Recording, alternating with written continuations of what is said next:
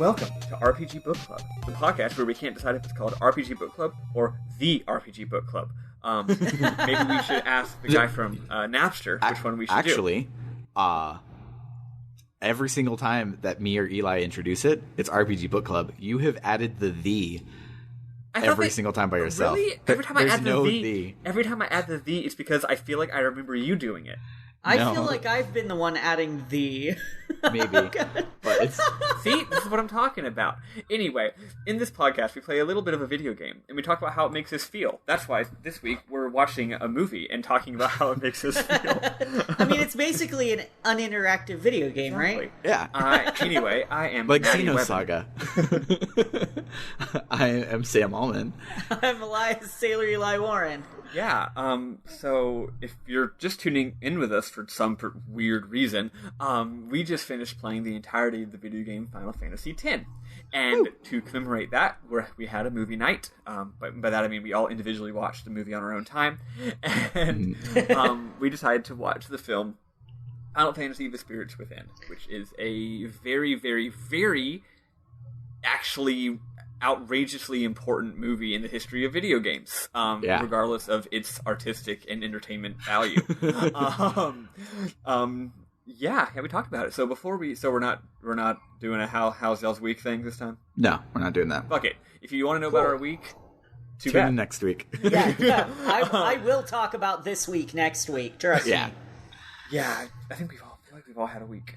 But very different kinds of weeks. Anyway. Yeah, so let's just jump right the hell in. So actually, I'm going to give some context. So this movie is very interesting.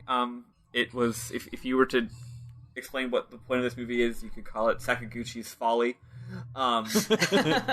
They were high off of Final Fantasies 8 and 9, 7, 8, and 9, and 10. 7's a little bit different because it was separate. Final Fantasies 8 and 9 and 10 and about 1 billion other video games were all made in a relatively short amount of time that was very overlapping. Basically, Final Fantasy X made $1 zillion. Square went like bonkers and made for like 5 straight years just a string of some of the most audacious games that have ever been made on a large mainstream budget.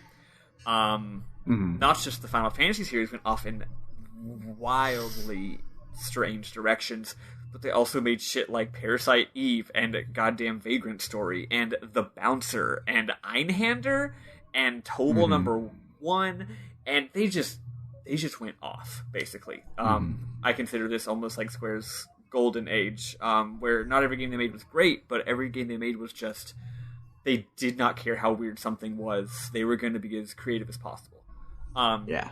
So...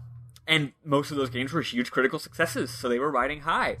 So they decided, Sakaguchi was like, you know what I want to do even more than any of that? You know what's the weirdest kind of video game? A movie. So when you put that in context, it's like, what a bizarre artistic thing to do. To be like, let's rocket our Final Fantasy series from let's just ping pong back and forth from fantasy to sci-fi to action to ATB system, to not ATB system, to super fun, chill, nice, hang out with your friends game, to bizarre David Lynch bullshit. And then Final Fantasy X is somehow both. And now let's rock it into, like sci-fi B movie, basically. Like, what if we made a sci-fi B movie, but also it had, at the time, unequivocally the most groundbreaking CG you've ever seen. Yeah.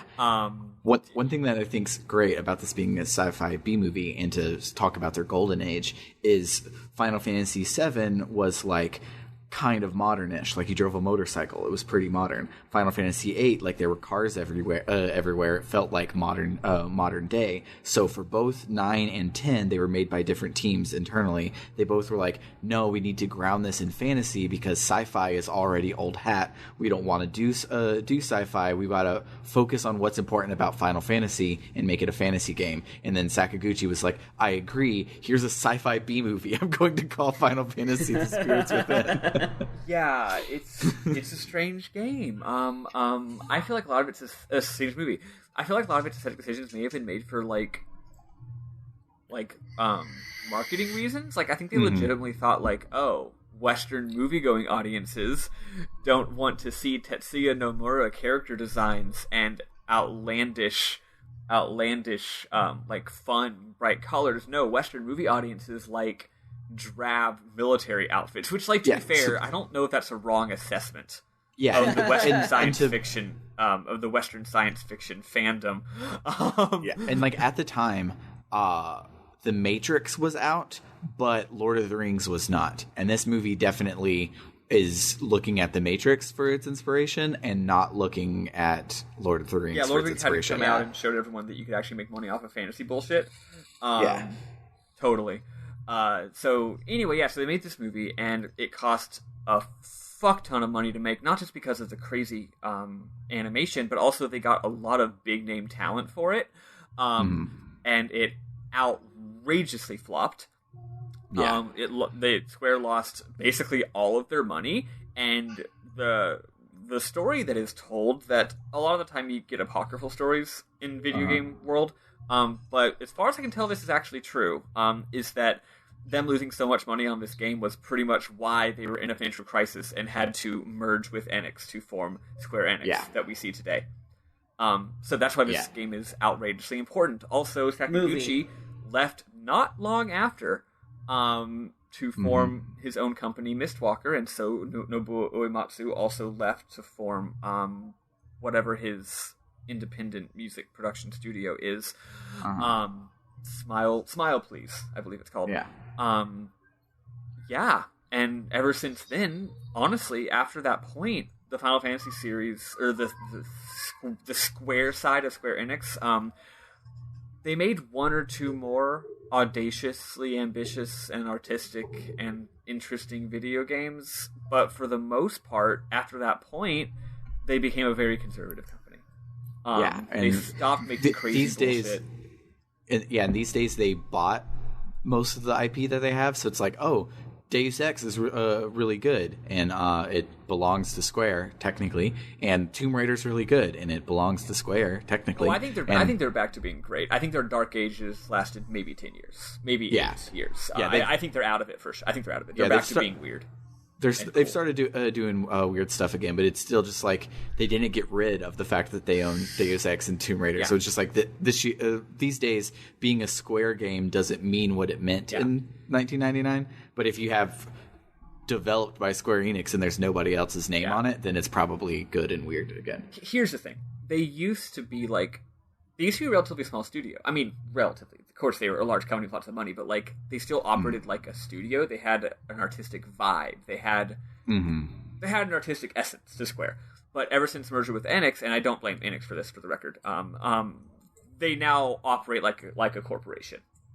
Yeah, and that's different. You know, there's a difference between a group of artists who want to make art, and also they sell it for money. There's a difference between that and a large corporation that plans out their releases and is like 2020 untitled Star Wars movie, 2021 Avatar 2, 2023 untitled Star Wars movie, 2024 Avatar 3. You know, there's a difference. That's why this movie's important. So let's jump into it. Y'all both apparently have a hard time remembering it because it was kind of boring, and I'll admit it is boring. What's the main character's name? I remember Aki. It's Aki Ross, because I didn't know her last name, but I knew her first name was Aki. Nice. Yeah, I thought it was so weird that they like Americaned her up for her last name, but then left her name as Aki, and it's just like Aki Ross doesn't like flow off the tongue. So and she's played by Ming Na, who is Mulan. I immediately recognized her voice. Mulan lady. There are a ton of big names in this movie. Oh, it's huge. My hot take is that, so I sent Bernard, my best friend Bernard, I sent him, I don't know why I'm acting like people are listening to this episode for the first time. Y'all know who Bernard is. Well, because we just finished recording our intro episode, so in the intro episode I would have to explain who Bernard is, right? So I messaged Bernard pretty early in the movie, and I was like, yo, this movie's good. And the reason I said that the movie was good was because I was biased, because there had just been a long string of scenes with Donald Sutherland in them. And A, Donald Sutherland, one of my favorite actors. B, he's a great actor, and legitimately every scene that he's in has a lot of gravitas and weight and is charming and fun, and he plays Sid, and honestly, he's one of my favorite Sids in the series. He's a pretty he good does Sid. a great job. All the actors did fantastically. Yeah. But the biggest problem with the movie is I didn't mind the plot, I didn't mind the acting, I didn't mind the CG or the action. I minded the pacing, and in a related way, the music of it. Like, nothing was like moving the thing forward. So even while they were doing things that were moving the plot forward, it didn't feel like it was going anywhere. And that, for me, is where the boredom set in. Yeah, I think a lot of it was really just editing and sound design. I think a lot of it was just technical stuff. Like, I think you could almost like do a redo of this movie where you take like the same shit, like you take the same files and just modify it in a lot of ways and also make it 20 minutes shorter, and you'd like have a lot better, like maybe even a really good movie. My hot take is that it has the feel of a dumb sci-fi B movie, but actually I think the plot and the writing is kind of really good. I think it's more that the action scenes are boring.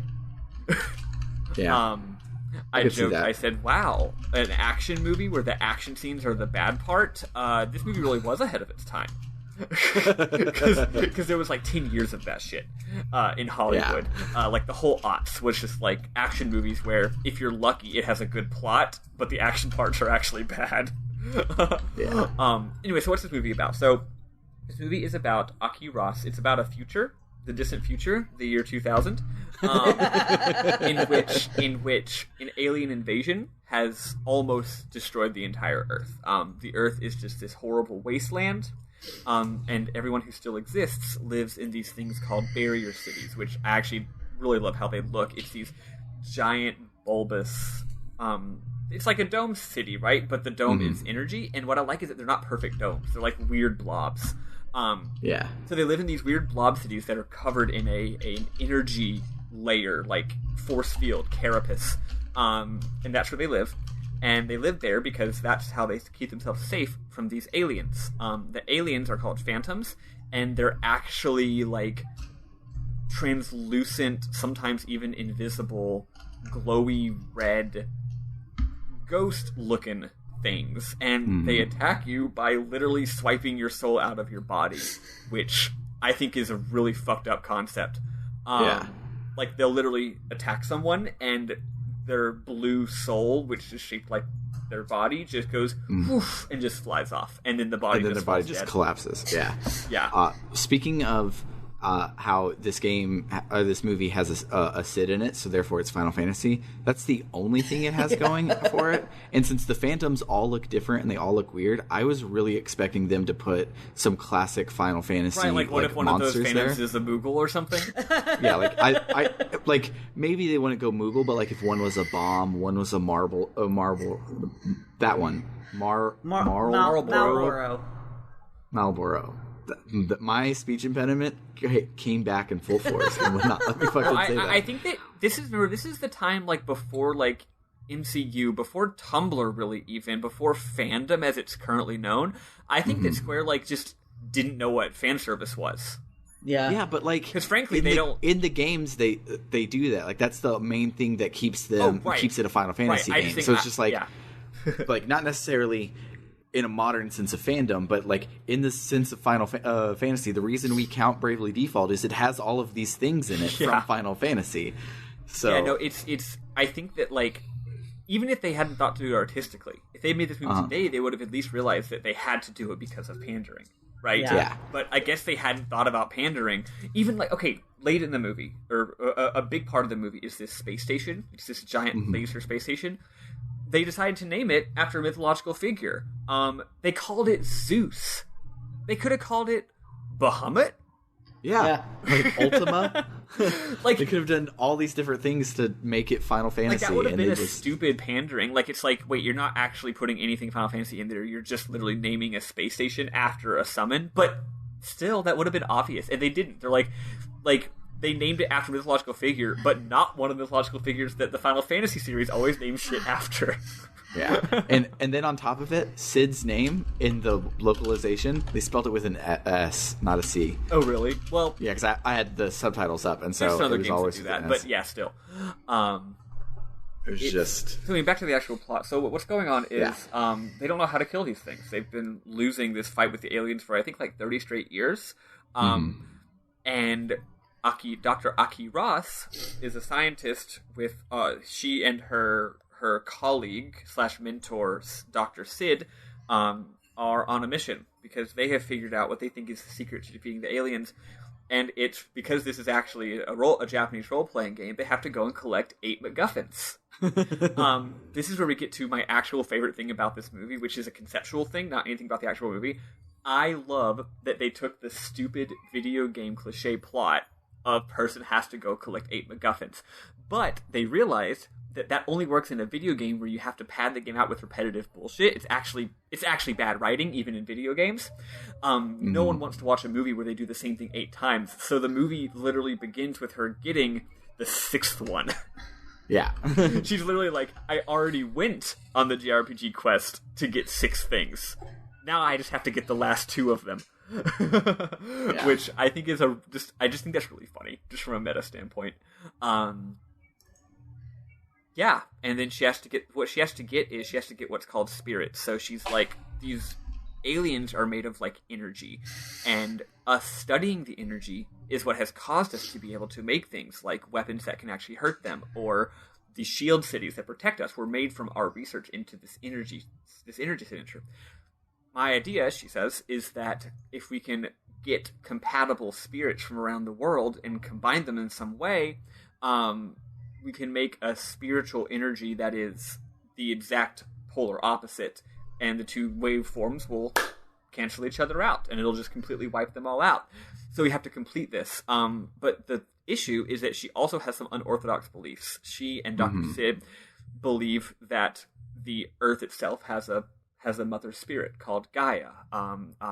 This is clearly Sakaguchi still working out the same ideas that he was working out in Final Fantasy VII with the life stream. Right? So it's a life stream.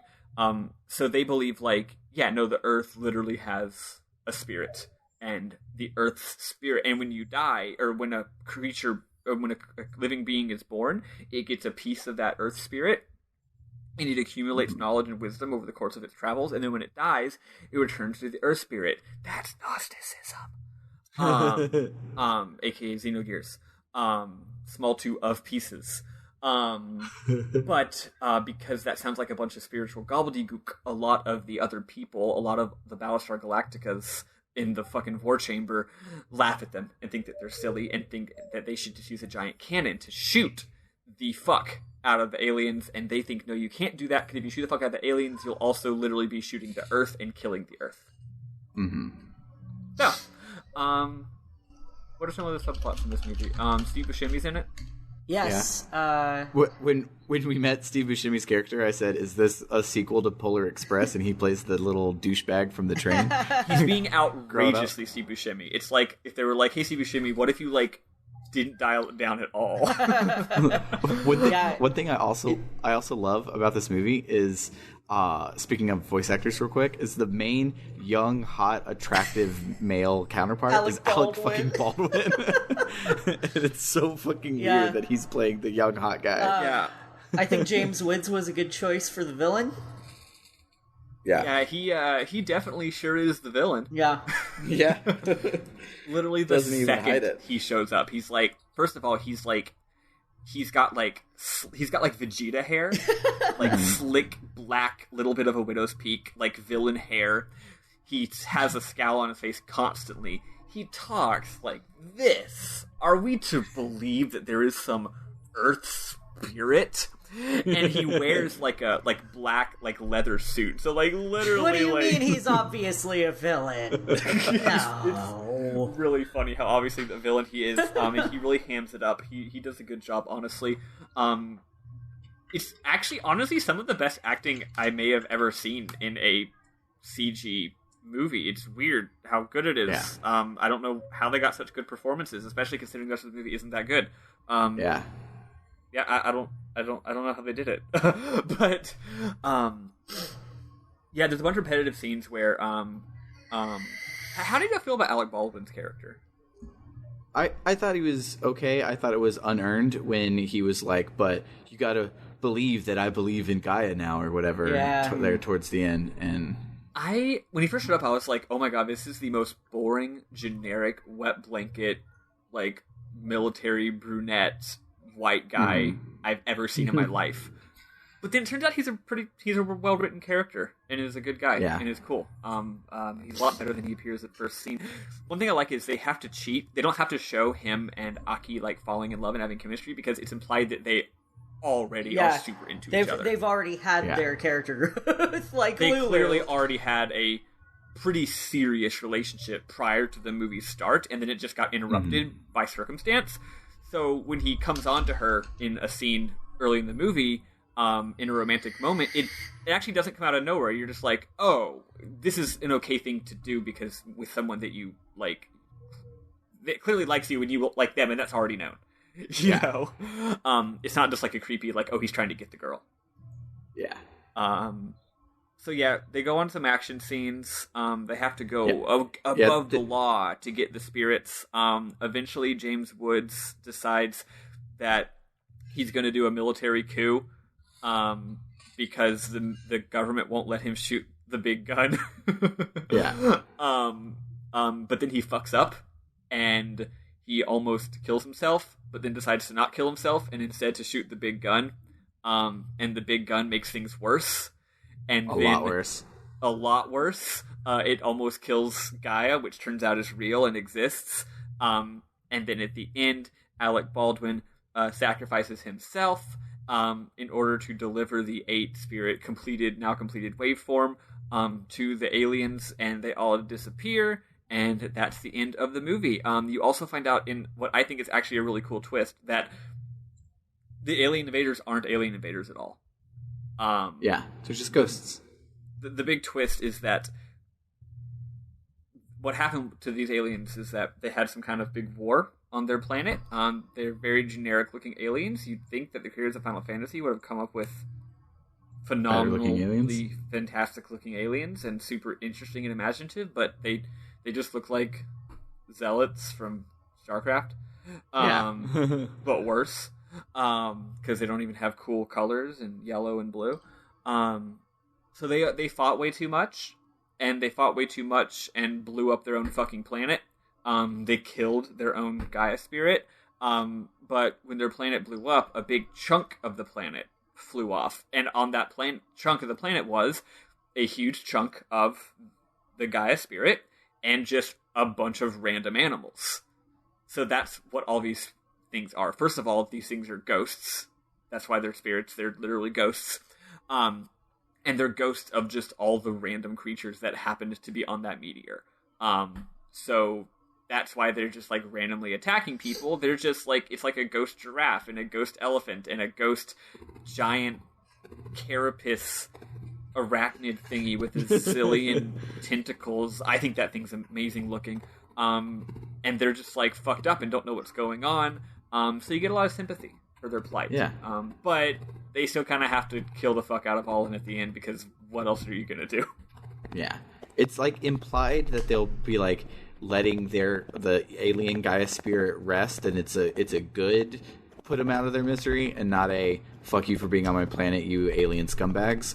But they still kill all of them. I think it would have been cool if they'd implied that, like, oh, the Earth Gaia spirit absorbed the other Gaia spirit, and they all became one Gaia and were able to, but it looks like they just sort of dissipate into nothing. So, you know. But it's okay. Everybody died. Yeah. So what about some memorable moments? Was there any part that stuck out to you? Not as something really. good. What about you, Eli? I mean, it was a serviceable movie. It just didn't really.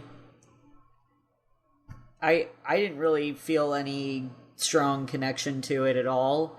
I'm not as into sci-fi as I am to fantasy. So That was a big part of it. Favorite thing that you had said in the Discord, where you were like, "This feels like a shitty B movie that they slapped the name Final Fantasy on to make it sell." But ironically, it's backwards. It's a Final Fantasy movie that they slapped a shitty B movie plot on to try and make it sell. Yeah, like for sure. I think they legitimately thought that more Final Fantasy type shit like wouldn't sell. Which honestly, they may have been right, but this also didn't sell. So yeah. So we'll never know. Oh, that's my hot take. I think this movie didn't succeed. Well, this isn't actually a hot take now that I think about it. Because does any movie really succeed or fail based on whether it's good? Not really. No. I think being good can be a reason you succeed. Oh no, go on. What?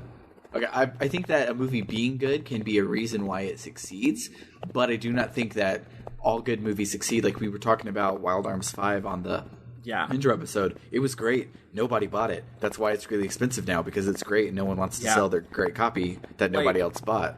Well, it's just like this movie. I'm not saying this movie's great, or even super good, but I'm saying that that's not why it was a flop. I think it's a flop because I think it was a fundamental miscalculation. It had no audience. At the time, the idea that a CG animated movie could be not for children was a foreign concept.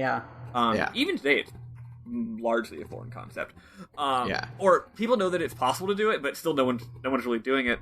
It's like we got Avatar, and that was still only half and half, and that was the so Avatar and Spirits Within kind of are singular in there, and Beowulf, I guess, would be the three. That movie owns. It'd be like the three that have tried to do this, and that's it. So first of all, the movie's called Final Fantasy. Most moviegoers probably have heard of Final Fantasy and know it's a video game, so they don't want to see it. Because they don't want to see what they consider to be a video game movie. They probably figure, well, I haven't played any of the games, so I wouldn't get it. Of course, they're wrong about that, but still, that's the point of view of your average moviegoer, right? I'm not a Final Fantasy fan, so I shouldn't see this movie. Final Fantasy fans, meanwhile, are like, oh, is this a sequel to Final Fantasy 7 or 10 or 8 or even 9 or Mystic even Quest? its own thing that looks like it? And then they're like, and then the trailer comes out, and they're like, no, it's not. It's not. Final Fantasy fans. So non-gamers aren't going to watch it. Final Fantasy fans aren't going to watch it. Fans of animation aren't going to watch it because it's not for children. Fans of cheesy science fiction movies aren't going to see it because it's CG, so they think it's for children. The movie had no audience. It's a damn shame. It had zero audience. Even if it was a great movie, it would not have succeeded at all. There's a lot of worse, it's not that great, but you know what else isn't that great? Lots of movies. So I guess that's my thing, is movies unfairly demonized. Look, I'm sorry, but when Transformers 3, which is the worst movie I've ever seen in my life, can make $10 bazillion, there's lots of bad movies out there. This is a mediocre movie. But it's still a shame what happened to it. It's a shame that it completely threw so many people and companies and artistic careers completely off their trajectory. You know what I mean? Yeah, in a series of movie nights where I watched of Warriors of Virtue, this movie deserves an Oscar. It's not even close to a bad movie. And Warriors of Virtue had a toy line that sold a lot and had it had more than one wave, so it's at least selling enough to have reprints of toys. So it did okay for a late 90s kung fu movie. And Final Fantasy Spirits Within is forgotten about on purpose by a lot of people. Exactly. I think it's a weird novelty, and I'm a fan of weird novelties, and I think that all the weirdos like me who like weird, not great movies that no one's ever heard of, just because we find them to be interesting and curious, should watch this movie. Yeah. Memorable moments, just a couple. Even though I don't like the drab look, and it's annoying that it's all dark, serious, Battlestar Galactica looking sci-fi instead of having a lot of visual flair. It does have some great designs. I like the design of a lot of the characters' armor, a lot of the vehicles, the part where they drive a warthog from Halo. The design of the Zeus battle station is cool as hell. It looks amazing. Yeah. It even looks like a Final Fantasy summon. That's the thing. The design of Zeus, which is again an orbital weapon, it looks like if you were making if you were making a sci-fi Final Fantasy and you had Bahamut in it and you decided to make Bahamut a robot, this is what it would look like. Yeah. And then you called it Zeus. Yeah, it looks cool as hell. There's also an amazing shot at one point where Aki and Gray are in a space station and they're smooching. First of all, the smooching is very good. It's good smooching. Yeah. I remember everyone saying the smooching was bad in this, but I didn't think the smooching was bad really at all good. in this. They even, like, at one point they do the thing where, like, they're smooching and, like, one of them, like, sucks on the other person's lip a little bit so their lip, like, catches for a second. Like what happens when you're smooching, right? Yeah. Sucks on is a gross way to explain that, but you know what I mean. Yeah. But anyway, they're smooching, and the camera pans away. There's a lot of good camera movement in this movie too. Then there's an external shot of the spaceship that they're currently in, flying through space, and then that spaceship literally morphs into a bullet, and the background fades away. And instead of looking at the Earth, in a spaceship, we're now inside of a room, and the bullet is floating through space, and then a bunch of other bullets appear, and it's because it's a scene transition. So now we're in a new scene where the bad guy is he's doing something with his gun. He's releasing a bunch. He's idly frustrated and is also about to maybe kill himself. So he's releasing a bunch of bullets from the chamber of his gun, and they're floating because they're in zero gravity. And then the camera pans and then like circles around, and then you get a close up of his face, and then he has a dramatic scene. It's a great transition. It fucking rules. It's a great shot. It's literally the two heroes being in a ship transitioning to a bullet, which is not only a cool visual thing, it also is symbolic because the heroes have love and the villain has a big gun, right? Yeah. If the whole movie had been weird, bizarre, like again, channeled that Final Fantasy VIII a little more, channeled that weird Lynchy shit, channeled that weird impressionism, it could have, like, a whole movie of that would have been sick as hell. So yeah. My memorable moment is a cliche, and they did it like color by numbers cliche, and it shouldn't be my memorable moment, but I remember loving it so freaking much. So they're all getting away on their warthog, and they have to make a daring escape of something, and then they crash. But everyone's like, "All right, did we get it? Is everyone okay?" And one of the guys is not okay. The big muscle guy is not okay. And they're like, "Don't worry, we'll get you to a hospital." And he's like, "No, like I can't make it to the hospital. Just give me my gun." And so they give him a gun to like fight off, so that he dies screaming and like fighting out. And it's like bad because like you could put that in Saving Private Ryan or any other movie where you've seen that happen. Ever. Yeah. But I fucking loved it. Like, it happened. I was like, is he going to ask for his gun? He asked for his gun. Oh my god, he asked for his gun. This movie's got some actual good one-liners. They're all a little low-key. Nothing's like make you like laugh out loud, but there's some good ones. Like in this scene, again, he's like impaled on something, right? Yeah. So one of the characters is like, one of the characters goes, "Talk to me, Sarge," and he goes, "Ouch." Yeah, that was pretty good. Like that's a good line, Yeah. There's quite a few good lines actually. That's the only one that I wrote down. But there's some nice little zingers. I like how the villain dies because he literally shoots the cannon, and then the cannon's like, "We're overheating. If you shoot the cannon again, you'll blow up." And he's like, "I don't care." So he shoots the cannon again, and then he blows up. That's good. That's how he dies. It's like he wasn't even like an accident. He's like, "No, I'm going to keep shooting the cannon because I'm desperate to kill the aliens, and I'm going to keep doing it till I blow up." It's one of those "my fate is my own" moments. Yeah. But yeah, it's a movie where every single thing in it is like kind of good, except that it's just boring. Yeah. It's just a boring movie. This makes you want to Google hour and 40, see. It could have been hour 25. Yeah. Yeah, it makes me want to Google and see if anybody has done a fan edit or something, or like just a reorchestration or something. Because like normally on this podcast, we talk about the music a lot. I couldn't tell you like even what genre of music they tried to use for the soundtrack of this movie. I couldn't tell you at all. Disagree. I think it's a great score. However, it doesn't necessarily fit. It's not very exciting. It's not very exciting music. I think it's actually good. I think it's actually good ass music. It's got a lot of great parts to it, but not parts that help the pacing and intensity of the film. Yeah, and it does the thing that anime does a lot, where I love anime, and I just watched a bunch of the Digimon movies that just came out, where they tried to stick to the anime and not to the Fox Kids. And anime loves to build a rich ambient soundscape, and then have the characters talk, and that's it. And even if it's an emotional bit, it doesn't matter. Music is there for action scenes and transitions. And this movie kind of, not all the way, but it kind of fell into that vibe a lot. Where it's just no, they're kissing, bring up the pop song. This should be happening, and it just doesn't. Especially because their kissing scene was identical to the kissing scene from Final Fantasy VIII, where they did play a pop song. Yeah. And it just was a lot. Maybe that's why I like the music, because I already know what happens in this movie. I've seen it twice. So I was able to focus more on I'm going to tune out during the talking here and focus on the ambient soundscape, which is actually very nice. Yeah.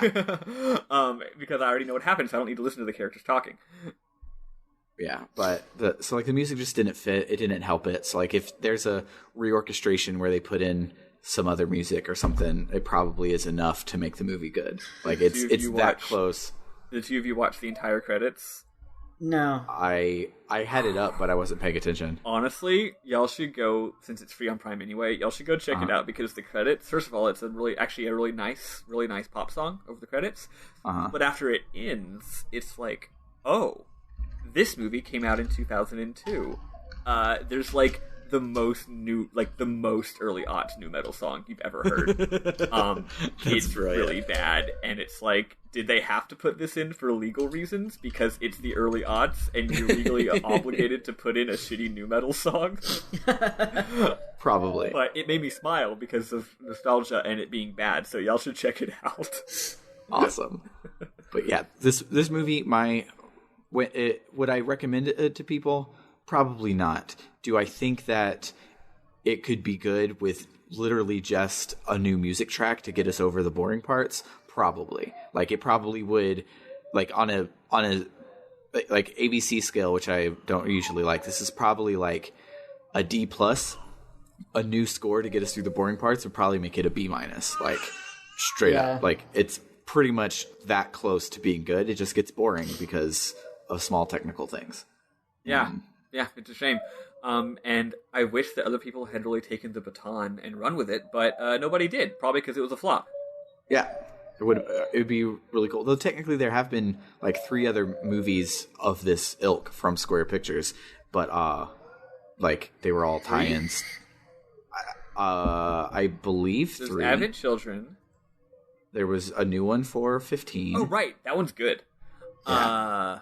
And then I think there was another one. I've actually seen Advent Children. I've never played Final Fantasy VII, but I saw Advent Children. That doesn't matter. You don't have to play Final Fantasy VII. Advent Children's plot is stupid and makes no sense, and it's got an amazing score and amazing fight scenes. That's pretty much all I remember of it. Good music, good fight scenes. Everything else was just not great. The plot's dumb if you haven't played FF7. It's possibly even more dumb if you have. But I love that movie. It's one of Uematsu's best soundtracks. Let's see. Is there? Yeah. Are you looking up what the other one that they did was? Yeah. Kingsglaive is automatically good because just like this movie having Donald Sutherland, Kingsglaive has Aaron Paul. So that means it's good. I Googled and I think I'm wrong, actually. I think it's just the 2. 2 more. I think it's 3 total is where I was messed up. But yeah, so that'll do it for today's bonus episode. If you like hearing us talk about movies and you like for us to talk about video games, check out our normal episodes in the feed. This episode coincided with, as we said, Final Fantasy X, which owned. If you want to support us, we have a Ko-Fi at ko-fi.com/rpgbookclub, and you can always reach out on Twitter at rpgbookclub, email at rpgbookclub@gmail.com, or on our Discord, which has a link in the description. The next game we're going to be playing is Dragon Quest V, Hand of the Heavenly Bride. Not Blide. Neither of us can Hand of talk the Heavenly today. Bride. So for the next movie night, we're going to be watching. I put the 13 English episodes, but that's a lot to watch. So probably not the full 13, but some of the English episodes of the OG Dragon Quest anime from the early 90s. And sometime in the next 10 weeks or so, you should see the next the next one pop up, and that'll be cool. But yeah, for that, I've been Sam Allman. I've been Elias Sailor Eli Warren. And I'm Maddie. Toodaloo. Bye. Bye, nerds. Love you.